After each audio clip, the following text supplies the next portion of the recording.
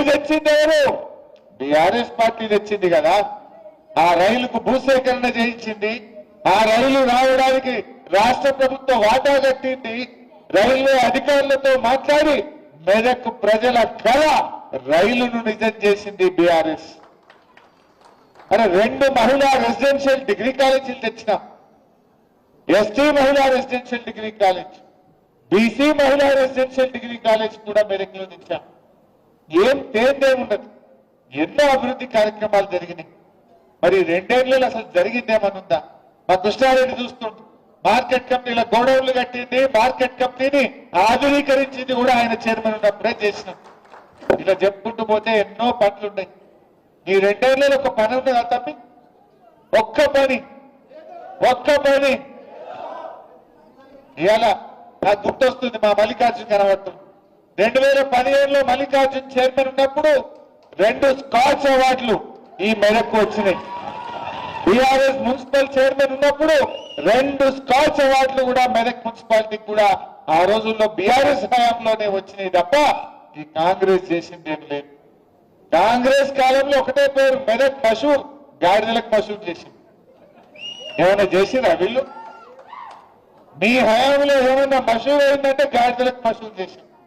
కానీ ఇలా బీఆర్ఎస్ వచ్చినాక జిల్లా చేసింది, కలెక్టరేట్ కట్టింది, ఎస్పీ కార్యాలయం కట్టింది, మెడికల్ కాలేజ్ తెచ్చింది, రెసిడెన్షియల్ మహిళా డిగ్రీ కాలేజీలు తెచ్చింది, టిమ్రిస్ స్కూల్ తెచ్చింది, టిమ్రిస్ కాలేజ్ తెచ్చింది, 4 లైన్ రోడ్లు చేసింది, మంచినీళ్లు తెచ్చింది, రైలు తెచ్చింది, మెడికల్. ఎన్ని చెప్పాలి? ఇట్లా చెప్పాలి. ఇన్ని చేసిన బీఆర్ఎస్ పార్టీ. అదే రామాయణపేట ఆర్టీఓ ఆఫీస్ కావాలని ఎన్నో ఏళ్ల కోరిక. కేసీఆర్ మెదక్ వచ్చిండు, తెల్లారి వరకు రామాయణపేట ఆర్టీఓ ఆఫీస్ ఇచ్చింది కేసీఆర్ కాదా? అరే ఎన్ని చేసినాం? వీళ్ళు చాలా చెప్పిండ్రు, మరి ఒకటి అయిందా? రేవంత్ రెడ్డి మొన్న మాట్లాడిండు. మనమంటే సిగ్నల్ కార్డ్ ఎవరన్నా లైన్ దాటితే నీ బ్యాంకులకి వెళ్ళి డైరెక్ట్ అకౌంట్ లో పైసలు తీసుకుంటారట. సార్ చూసిరా మీరు? నీకు తెలియకుండా నీ పైసలు బ్యాంక్ లో నుంచి డైరెక్ట్ తీసుకుంటారట. వాళ్ళని ఏమంటారే? ఈ మధ్య కొత్త సైబర్ నేరగాళ్ళు అంటారు. నీ పైసలు నీకు తెలియకుండా నీ బ్యాంకులకి అకౌంట్లకి వెళ్ళి తీసుకుంటే వాళ్ళని ఏమంటారు?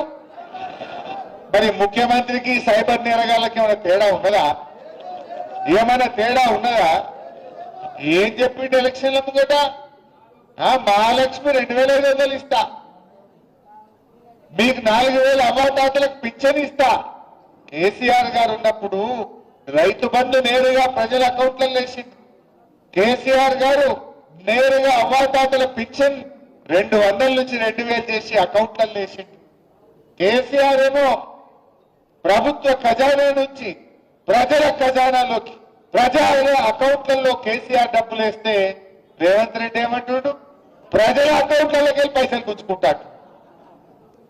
నువ్వు మహిళలకు 2500 అవ్వాతాతలకు 4000 అకౌంట్లో ఏమయ్యా రేవంత్ రెడ్డి అంటే, నేను ఏసుడు కాదు తీసుకుని తెలుసు నాకు అంటు.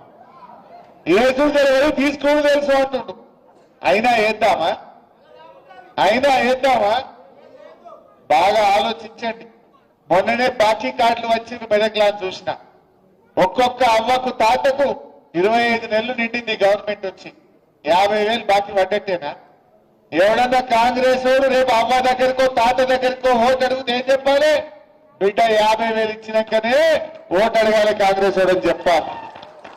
ఎవరైనా చెల్లె దగ్గర పోయి ఓటు అడిగితే 62,500 బాకీ పడ్డావు, ఇచ్చినాకనే ఓటేస్తామని చెప్పాలి. నిన్న ఒక చెల్లె అడిగింది, నేను టీవీలో చూసినా, మీరు చూసిందో లేదో. జోగిపేటలో దామోదర్ రాజనరసింహ గారు చీరలు వస్తుండ్రు. మంత్రి గారు చీర వస్తుంటే నీ చీరతో నా మహాలక్ష్మి పైసలు ఇవ్వన్నారు. 62,500 ఫస్ట్ ఇచ్చినాక మాట్లాడు అని మంత్రి గారికి ముఖం మీదనే చెప్పిందా లేదా? మొన్న ఒక మంత్రి గారు వివేక్ గారు చెన్నూరులో తిరుగుతుంటే ఈ రోడ్ ఎట్లున్నది, బుగ్గల్లో ఏం సంగతి అని ప్రజలు చెన్నూరులో మంత్రి గారి మీద తిరగబడ్డారు. బట్టి విక్రమార్క ఉప ముఖ్యమంత్రి గారి మీద మదిరల మహాలక్ష్మి సంగతి ఏంటి చెప్పు అని మదిరలో ప్రజలు ఆయన మీద ఉప ముఖ్యమంత్రి గారి మీద తిరగబడ్డారు. ఇవాళ పొద్దుగాల ఇంకో మంత్రి పొన్నం ప్రభాకర్ హైదరాబాద్ లో తిరుగుతుంటే జనం పొన్నం ప్రభాకర్ను నిలదీసినటువంటి పరిస్థితి. కాంగ్రెస్ పరిస్థితి ఏంటి? మంత్రులను ఉప ముఖ్యమంత్రిని ఎక్కడికక్కడ ప్రజలు నిలదీస్తున్నటువంటి పరిస్థితి ఉంది. ఓపిక పట్టిండ్రు, 1 సాల్ 2 సాల్ 2 ఏళ్ళు ఓపిక పట్టిండ్రు. ఇప్పుడు నిలదీసే పరిస్థితి మనం చూస్తా ఉన్నాం. అంటే ఇక ప్రజలు నిలదీస్తున్నారని డైవర్షన్ టాక్టిక్స్. నిన్న నాక్సిక్ నోటీస్ ఇచ్చిండు, ఇంకా ఇవాళ రేపు కేటీఆర్కి ఇస్తాడు. గంతే కదా నువ్వు ఇచ్చేది, వచ్చిందా? గంతే చేస్తాడు. ఎందుకంటే కేటీఆర్ గారు ఒకవైపు గట్టిగా నిలదీస్తుండు, ఇంకొక వైపు నేను అడుగుతా ఉన్నా, సమాధానాలు లేవు. నీ బొగ్గు కుంభకోణంలో నీ బామ్మదికే నువ్వు సాయం చేసినావు, నీ సంగతి ఏంటంటే దాని మీద సమాధానం లేదు. సిట్ నోటీసులు పంపుతుంది, ఇక ప్రేమలేఖలు. భయపడతామనుకుంటున్నావా? నువ్వు ఎన్ని నోటీసులు ఇచ్చినా బిడ్డ నిన్ను ప్రశ్నిస్తూనే ఉంటాం. మహాలక్ష్మి ఇచ్చేదాకా అడుగుతాం, రైతు రుణమాఫీ అడిగేదాకా అడుగుతాం, నువ్వు అవ్వాతాతలకు 4,000 ఇచ్చేదాకా అడుగుతాం, నువ్వు తులం బంగారం ఇచ్చేదాకా అడుగుతూనే ఉంటాం. పిల్లలకు ఎస్సీ ఎస్టీ బీసీలకు ఫీజు రియంబర్స్మెంట్ డబ్బులు ఇచ్చేదాకా రేవంత్ రెడ్డి వెంట పడుతూనే ఉంటాం. నువ్వు ఎన్ని నోటీసులు ఇచ్చినా, నువ్వు ఎన్ని అటెన్షన్ డైవర్షన్లు చేసినా నీ వెంటనే పడతాం. ఏందన్నట్టు మనం మున్సిపల్ ఎన్నికల్లో పనిచేసుకోవద్దు, ఈ సిట్ నోటీసులు ఇచ్చి దాని చుట్టే తిరగాలి. నీ బామ్మరిది బొగ్గు కుంభకోణం బయటకు రావద్దు, ఈ సిట్ నోటీసుల మీద డైవర్షన్ పాలిటిక్స్ చేయాలి. నడవ ఈ డ్రామాలు. జనంకి అన్ని అర్థమైపోయినాయి. నువ్వు ప్రజల్ని మోసం చేసినావు. పైసలు లేవని ఒక దిక్కంటాడు, ప్రత్యేక విమానాలల్లా విదేశాలు తిరుగుతున్నాడు, ఢిల్లీ తిరుగుతున్నాడు. ఈయన ఫుట్బాల్ ఆడడానికి స్టేడియంలు కట్టుకుంటున్నాడు. ఈయన ఫుట్బాల్ ఆడడానికి సింగరేణి నుంచి 10 కోట్ల రూపాయలు తెచ్చుకొని ఈయన ఫుట్బాల్ షోకులు నెరవేర్చుకుంటుండు. మన 100 కోట్లు ఖర్చు పెట్టిండు ఫుట్బాల్ మీద. 100 కోట్లతో 10 స్కూళ్లు కట్టకపోదుమా? పైసలు ఏమంటావు? నీ ఫుట్బాల్ కోసం 100 కోట్ల రూపాయలు ఖర్చు పెట్టవా రేవంత్ రెడ్డి? నీ షోకుల కోసం ఖర్చు పెట్టవా రేవంత్ రెడ్డి? మనం చూస్తలేమా? నిన్న మొన్న వాటాల పంచాయతీ పడి మంత్రులే ఇవాళ కొట్లాడుకుంటున్నారు. వాటాల కోసం రోడ్డు మీద పడతా ఉన్నారు. ఇవాళ అన్ని విషయాలు కూడా ప్రజలకు అర్థమైపోతా ఉన్నాయి. మీరు మెదక్లు నేను అడుగుతా ఉన్నా, ఎందుకంటే కాంగ్రెస్ గవర్నమెంట్ ఉంటే గణపురం నీళ్లు వదలాలంటే జీపులు కట్టుకుని హైదరాబాద్ పోవాలి. హ్యూమన్ రైట్స్ కమిషన్ల కేసులు వేయాలి. 10 ఏళ్ల బీఆర్ఎస్ గవర్నమెంట్ లో గడప బయట కాలు పెట్టకుండా నీళ్లు వచ్చినాయా లేవా?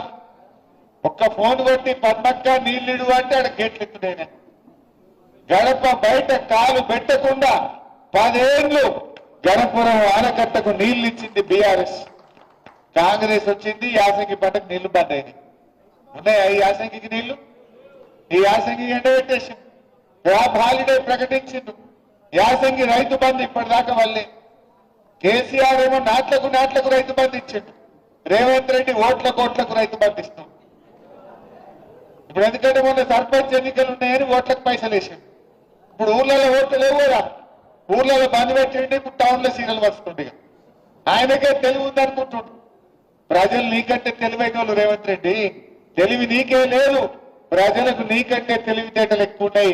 ఆ ప్రజల్ని గుణపాఠం చెప్పడానికి సిద్ధంగా ఉన్నారు అని మనం చేస్తా ఉన్నా. బాగా ఆలోచించండి. ఇలా మెదక్ అభివృద్ధిలో ముందుకు సాగాలంటే మన బీఆర్ఎస్ అభ్యర్థులు గెలవాల్సిన అవసరం ఉంది. కేసీఆర్ గారు ఎంతో ఆలోచించి కొత్త జిల్లాలు ఏర్పాటు చేసింది. ఇలా కాంగ్రెస్ వాళ్ళు జిల్లాలు రద్దు చేస్తారట. మెదక్లో ఎవరైనా కాంగ్రెస్ పార్టీకి ఓటేయడం అంటే మన జిల్లాను మనం వద్దనుకోవడమే. మన జిల్లా రద్దు చేస్తానన్న రేవంత్ రెడ్డికి ఓటేయడం అంటే మన ఏంతో మన కన్ను పొడుచుకోవడమే. మెదక్ జిల్లా ఉండాలనా పోవాలా? ఉండాలనా పోవాలా? ఉండాలంటే కారు కోటేయాలి, కాంగ్రెస్ చిత్తుగా ఓడగొట్టాలి. అప్పుడు మన జిల్లా తెరువు రాదు. మన జిల్లా తెరువు రేవంత్ రావద్దంటే, రేవంత్ జ్ఞానోదయం కావాలంటే కాంగ్రెస్ పార్టీని ఓడించాలని చెప్పి నేను మెదక్ ప్రజలందరికీ కూడా ఈ సందర్భంగా పిలుపునిస్తా ఉన్నా. మెదక్ అయినా, నర్సాపూర్ అయినా, రామాయణపేట అయినా, తూప్రాన్ అయినా 4 మున్సిపాలిటీలు గులాబీ జెండా ఎగిరి తీరాలని చెప్పి కూడా నేను ఈ సందర్భంగా పిలుపునిస్తాను. నాకు నమ్మకం ఉంది తప్పకుండా ఈ 4 మున్సిపాలిటీలు కూడా బీఆర్ఎస్ గెలిచి తీరుతుంది. అసలు కాంగ్రెస్ వచ్చినాక మున్సిపాలిటీల్లో బుగ్గలు కూడా వీధి దీపాలు కూడా వెలుగుతలేవు. చెత్త కూడా సరిగా ఎత్తుతున్న పరిస్థితి లేదు. కొత్తగా రోడ్ వేసిన పరిస్థితి లేదు. మొత్తం పారిశుద్ధ్యం లోపించింది. ప్రజలు డయేరియా, అంటు రోగాలు, విష జ్వరాల బారిన పడి ఇలా నానా ఇబ్బందులు పడుతున్నటువంటి పరిస్థితి ఉన్నది. ఇంకా గొప్పతనం ఏంటంటే దీనికి మున్సిపల్ మంత్రి రేవంత్ రెడ్డి, ఆయన శాఖలోనే ఇంత దారుణమైనటువంటి పరిస్థితులు ఇవాళ ఈ రాష్ట్రంలో నెలకొన్నటువంటి పరిస్థితి ఉన్నది. నేను మీ అందరినీ కూడా కోరేది ఒక్కటే, దయచేసి అందరూ కలిసిమెలిసి పనిచేయండి. పార్టీలో కార్యకర్తలు మెరిట్ ప్రకారం మా ఫారూక్ హుస్సేన్ సాబ్ ఆయన పార్టీ మనిషి, ఎవరి ముఖం చూడండి. జో జీతా ఉनको టికెట్ మిల్తా. వేరే వాళ్ళు దయచేసి నేను కోరేది ఒక్కటే, ఎవరైనా రాకపోతే కాపాడుకుంటాం. 2 ఏళ్ల తర్వాత వచ్చేది బీఆర్ఎస్ గవర్నమెంటే. తప్పకుండా మార్కెట్ కమిటీలు ఉంటాయి, ఎన్నో అవకాశాలు ఉంటాయి, గ్రంథాలయ సంస్థ డైరెక్టర్లు ఉంటాయి. ఆ కార్యకర్తలను కూడా కాపాడుకుంటాం. సహకరించండి. మనం జెండా ఎగరేయడం మనకు ముఖ్యం, గులాబీ జెండా ఎగరడం మనకు ముఖ్యం. ఎక్కడైనా ఏదైనా రాకపోతే కూడా బాధపడద్దు, పార్టీ మిమ్మల్ని కాపాడుకుంటుంది. వాళ్ళు కూర్చున్నారు ఎదుటి, వాళ్ళ క్యాండిడేట్లు దొరుకుతలేరు. వాళ్ళకి బీఆర్ఎస్ వాళ్ళు టికెట్లు ఇచ్చినాక మేము ఇస్తామంటున్నట. ఇల్లు ఎవడైనా రానోడో, అలిగినోడో, గులిగినోడు ఉంటే ఎత్తుకపోదామని చుట్టూ పోతారా? బీఆర్ఎస్ బిడ్డలు పోరు. బీఆర్ఎస్ బిడ్డలు వస్తే దల్లాటరు, రాకుండా గెలుపు కోసం కృషి చేస్తారు. రాని వాళ్ళను కాపాడుకుంటాం, వచ్చిన వాళ్ళను గౌరవించుకుంటాం. ఎవరు కూడా తొందర పడద్దు దయచేసి. భవిష్యత్తు మనదే. అయిపోయింది అది జారుడు బండ. కాంగ్రెస్ పని జారుడు బండ మీద పడ్డట్టే. మంత్రులే నిలదీస్తుంటే ఎవరు కాడా ఊరు యాడ పోతాడు, మంత్రులు నిలదీస్తుంటే ఉన్నది. మంత్రులు బయటకు వెళ్ళాలంటే పోలీసు వాళ్ళు ముంగడ జీబులు 4 ఎన్కరేజ్ పెట్టుకొని వెళ్తున్నారు. గట్టిగా వచ్చే పరిస్థితి లేదు ఈరోజు. అందువల్ల మనం కలిసిమెలిసి పనిచేద్దాం, మంచిగా పోరాడదాం. అందరం కలిసి మరి మన మెదక్ మీద గులాబీ జెండా ఎగరేసుకుందాం. ముఖ్యంగా సురేందర్ గౌడ్ గారు నాతో ఒక్కటే మాట అన్నాడు, అన్న మెదక్ జిల్లా, మెదక్ కిల్లా మీద గులాబీ జెండా ఎగిరేయడం కోసమే నేను బీఆర్ఎస్ లోకి వస్తున్నా. మా జగపతి అన్న, మా మల్లికార్జున్ గౌడ్, కృష్ణారెడ్డి, సురేందర్ గౌడ్, ప్రభురెడ్డి, ఆంజనేయులు, మా సీనియర్ నాయకుడు, వీళ్ళందరూ కలిసి మెదక్లో బయలుదేరినాక ఇంకోటి ఎదురుందా? మిగులుతాడా? ఇంత మంచి నాయకులు, అనుభవం ఉన్న వాళ్ళు, ఇంత మంచి పేరున్న వాళ్ళు ఒక్క బీఆర్ఎస్ కున్నారు తప్ప ఇంకో పార్టీలో ఉన్నారా? మనోళ్ళు చాలా మంచి ధైర్యవంతులు. బాగా చేయండి, మంచిగా ప్రజలకు అందుబాటులో ఉంటూ మన బీఆర్ఎస్ పార్టీ చేసిన పనులను వివరించండి. కాంగ్రెస్ మోసాలను మీ ఫోన్లలో చూపియండి. బాకీ కార్డులు పంచండి. ప్రజలను మరి ఎక్కడికక్కడ కాంగ్రెస్ నాయకులను నిలదీసే విధంగా, ప్రశ్నించే విధంగా ప్రజలను చైతన్యవంతం చేయాలని చెప్పి ఈ సందర్భంగా నేను మీ అందరినీ కూడా కోరుకుంటూ, మరి పార్టీలో చేరడానికి వచ్చిన మిత్రులందరినీ పేరు పేరున స్వాగతం తెలియజేస్తూ జై తెలంగాణ. జై తెలంగాణ. గౌరవ హరీష్ గారి ధన్యవాదాలు. మంచి ఇన్స్పిరేషన్ కలిగించి మమ్మల్ని అందరినీ మోటివేట్ చేసిన ధన్యవాదాలు తెలియజేస్తూ ఇప్పుడు సురేందర్ గౌడ్ గారికి కప్పి పార్టీలోకి ఆహ్వానించవలసిందిగా కోరుతూ, సురేంద్ర మాట్లాడినంత మిగతా వాళ్ళకు సురేంద్ర మాట్లాడిన పెద్దలు మాజీ మున్సిపల్ చైర్మన్ సావిత్రి సురేందర్ గౌడ్ గారిని మరి అభిమాన నాయకుడు హరీష్ అన్న గారు కండువా కప్పి స్వాగతం పలుకుతున్నారు. అదేవిధంగా సురేందర్ అన్న గారు అంటే వచ్చినటువంటి మాజీ కౌన్సిలర్లు అందరూ కూడా వేదిక మీదకి రావాలి. వారు కూడా అన్న కండువా కప్పి సాధారణంగా ఆహ్వానిస్తాడు. అదేవిధంగా ఈ కార్యక్రమంలో వారితో పాటు విచ్చేసినటువంటి నాయకులందరికీ కూడా కొద్దిగా అవకాశం ఇవ్వాలి. పార్టీలో చేరబోదు గోదల జ్యోతి గారు, సునీల్ అన్న గారు, సునీల్ అన్న ఇప్పుడు ఒక్క నిమిషం సభ్యుల సంతోష్ గారు, కట్టు గోదల జ్యోతి మాజీ కౌన్సిలర్ గారు, సునీలన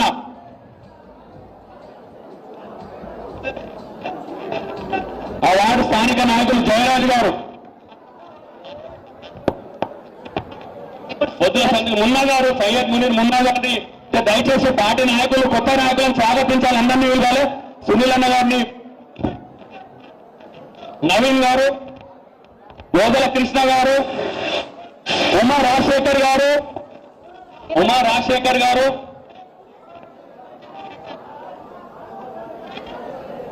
ఉమా రాజశేఖర్ గారు,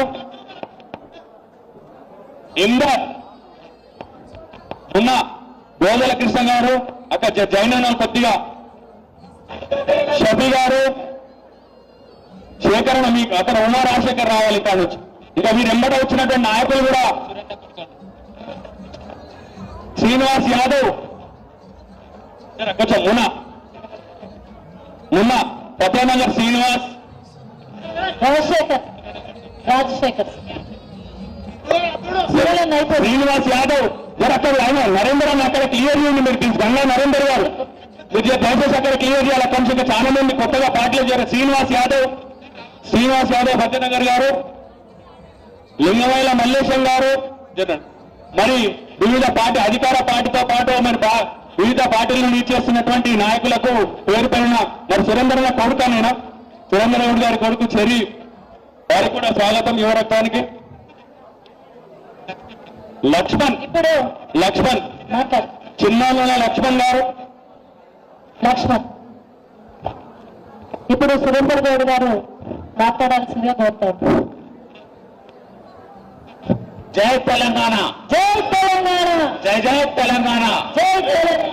మన సభాధ్యక్షులు పద్మా దేవేందర్ రెడ్డి గారికి మరియు మన రాష్ట్ర నాయకులు హరీష్ రావు గారికి, అదేవిధంగా మన జిల్లా ఇన్ఛార్జి ఫారూక్ హుస్సేన్ గారికి, మరియు నర్సాపూర్ ఎమ్మెల్యే సునీత లక్ష్మారెడ్డి గారికి, మరియు మన ఎమ్మెల్సీ శేర్ సుభాష్ రెడ్డి గారికి, మరియు జిల్లా నాయకులు కంటారెడ్డి తిరుపతి రెడ్డి గారికి, అదేవిధంగా జిల్లా నాయకులు నాగేష్ ముదిరాజు గారికి, అదేవిధంగా మాజీ మున్సిపల్ చైర్మన్లు బట్టి జగపతి గారికి, జితేందర్ గౌడ్ గారికి, అశోక్ గౌడ్ గారికి, మల్లికార్జున్ గౌడ్ గారికి, అదేవిధంగా పట్టణ అధ్యక్షులు మామిల్ అంజనేయులు గౌడ్ గారికి, మాజీ కౌన్సిలర్స్ అందరికీ కూడా, మరియు మెదక్ జిల్లా టీఆర్ఎస్ పార్టీ నాయకులకు, మండల పార్టీ నాయకులకు, పార్టీ కార్యకర్తలకు, మరియు మీడియా సోదరులందరికీ కూడా, ప్రింట్ మీడియా, ఎలక్ట్రానిక్ మీడియా సోదరులందరికీ కూడా నా హృదయపూర్వక అభినందన తెలియజేస్తున్నాడు. అదేవిధంగా ఇక్కడికి వచ్చేసిన నా అభిమానులందరికీ కూడా హృదయపూర్వకంగా అభినందన తెలియజేస్తున్నాను. ముఖ్యంగా మనం ఈ రోజు గమనించాల్సిన విషయం ఒకటి ఉన్నది. ఈ రోజు మన రాష్ట్ర ముఖ్యమంత్రి రేవంత్ రెడ్డి గారు కాంగ్రెస్ పార్టీలో వాటోని వీనోని చేసుకొని కాంగ్రెస్ పార్టీని పొందబెడుతుండ్రు. అదేవిధంగా